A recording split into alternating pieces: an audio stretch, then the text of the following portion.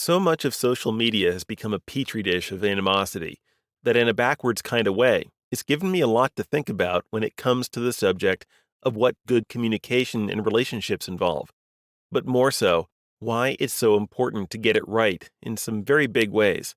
For example, let's look at how our mindset builds the structures we mentally inhabit.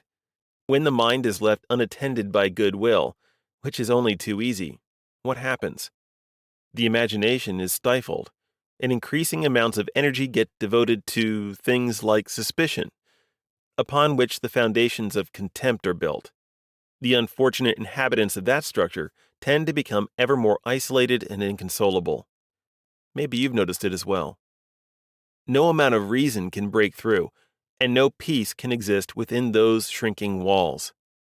That's not the end of the story, of course, because for as long as the mind is consistently directed by goodwill, which takes work, the imagination is liberated, granting the necessary space for listening and understanding, upon which the foundations of peace are built. The inhabitants of that structure remain secure in themselves and each other.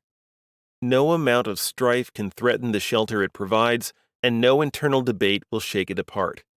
We're all kind of in various stages of moving back and forth between these two structures. At the very least, we feel the tug and pull. Turning ourselves around isn't reserved for any single extraordinary moment, but rather for every moment, right up until the very last one. Good to remember whether it's your own life you're pondering or someone else's. Anyway, that's what I've been thinking about.